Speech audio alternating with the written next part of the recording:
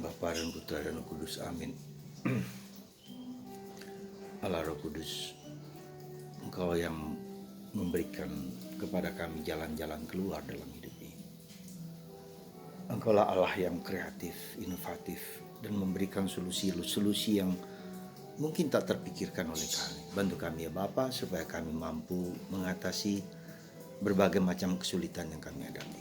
Terpujilah namamu kini dan sepanjang segala masa. Amin. Para saudara, Injil hari ini tentang perumpamaan seorang bendahara yang dicurigai bahwa dia curang.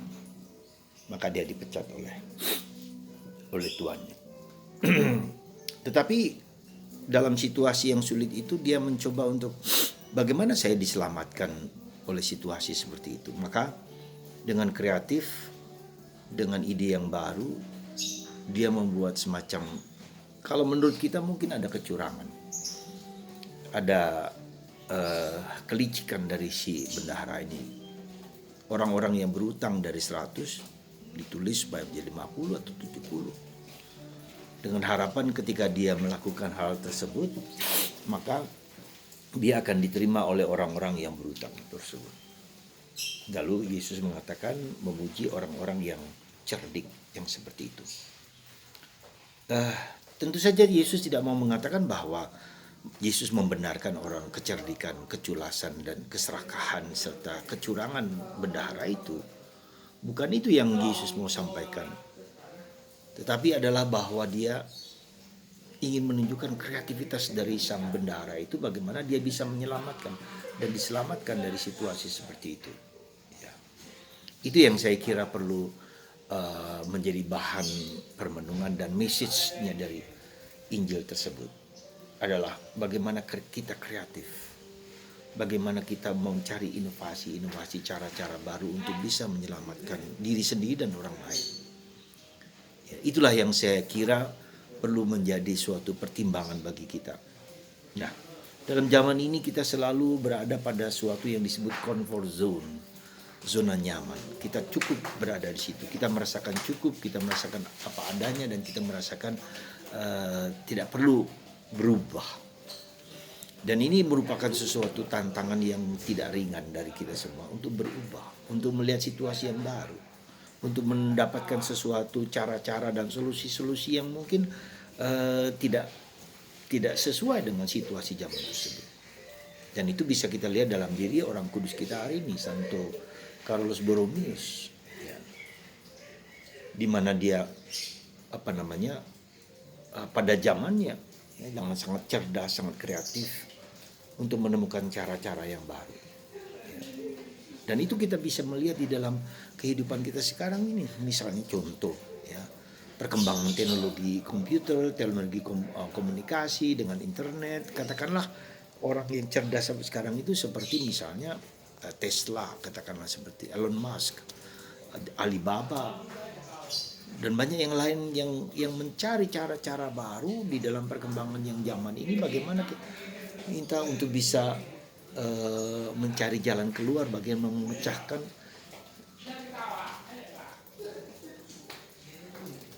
memecahkan masalah-masalah yang mungkin dapat menyelesaikan problem yang kita hadapi. Boleh dikatakan presiden kita Jokowi yang dengan berbagai macam cara, dengan berbagai macam bentuk mencoba menyelesaikan problem-problem dengan bangsa ini. Soal transportasi misalnya, soal ketahanan pangan, soal ketahanan negara. Dia mencari cara-cara dengan orang-orang yang pandai di sekitar dia supaya dapat dan mampu untuk menyelesaikan problem-problem bangsa ini. Sekarang dengan COVID ini, berkat kebijakan dan kebijaksanaan dan kearifan seorang presiden, maka negara kita dapat bertahan dalam situasi yang keluar dari situasi buruk yang menghimpit negara ini dan bangsa ini. Dan itu ia berjuang untuk bangsa kita. Maka saudaraku terkasih, apa yang menurut saya penting dalam diri kita, menurut saya yang penting pada akhirnya adalah kita mendengarkan dorongan Roh Kudus. Ya. Kita mendengarkan api dan dorongan-dorongan Roh Kudus, memberikan semangat baru, cara baru, bagaimana menyelesaikan. Dan itu bukanlah sesuatu yang gampang, karena orang cenderung untuk bertahan dalam comfort zone, dalam zona nyaman ya. Ya sudahlah, cukup demikian. Orang tidak mau berubah, dan ini merupakan sesuatu yang apa namanya terjadi pada siapa saja. Karena dengan perubahan itu terjadi sesuatu yang tidak menyenangkan, sesuatu yang tidak menarik, sesuatu yang harus memulai yang baru, harus belajar yang baru, dan itu semua. Ya, jadi saudaraku terkasih, kapasitas kita sebagai bapak, sebagai ibu, sebagai romo, sebagai anak dan seterusnya adalah tantangan bagaimana kita terbuka terhadap segala kemungkinan di luar kita, tetapi juga di dalam diri kita sendiri. Dan menurut saya yang paling penting adalah bagaimana kita hidup didorong oleh dorongan Roh Kudus. Menurut saya itu yang perlu kita renungkan. Roh Kuduslah yang membuka mata hati kita, yang membuka sesuatu yang nampaknya tidak berjalan, tetapi sungguh-sungguh memberikan sesuatu solusi yang bagus. Maka saudaraku, mari kita PK akan tanda-tanda zaman, tapi juga kita PK akan tanda-tanda datangnya Roh Kudus yang memberi inspirasi kepada kita dan keberanian untuk mengubah yang baru. Dan itu bisa kita lihat dalam diri Santo Carolus Borromeus dan banyak orang lain di zaman ini ya. Semakin bertumbuh, tetapi tidak hanya orang berkembang ke atas atau seperti pohon rindang, tetapi juga mengakar ke dalam. Dan ini yang menurut saya yang paling tidak mudah. Orang bisa berkembang banyak-banyak hal tetapi tidak mendalam, tidak mengakar, tidak memperhatikan orang lain, tidak memperhatikan diri sendiri, tidak memperhatikan kedalaman, tidak memperhatikan kedamaian, ketentraman, tetapi menjadi glamor, menjadi spektakuler dan segala macam, tapi tidak mendalam. Ya, orang semakin menjauh dari Tuhan, orang semakin menjauh, nggak peduli dengan orang lain dan seterusnya. Jadi menurut saya kebijaksanaan, keutamaan itu adalah bahwa kita belajar untuk masuk ke dalam dunia batin kita. Kalau kita hanya melihat dunia-dunia yang kelihatan ini, itu akan selesai dalam waktu singkat. Tapi marilah kita masuk ke dalam kedalaman, ke jati diri kita sendiri, ke jati diri relasi kita dengan Tuhan, relasi kita dengan sesama. Dan itu perlu kita lihat di dalam keluarga kita, dengan suami, dengan istri, dengan anak-anak. Bagaimana kita bukan hanya berkembang tumbuh dengan dunia internet, dengan dunia medsos, ya, terlibat dalam dunia yang lebih besar, tapi juga masuk dalam dunia yang lebih dalam. Jadi keseimbangan antara kedalaman dan kemekaran, keberkembangan itu harus saling melengkapi.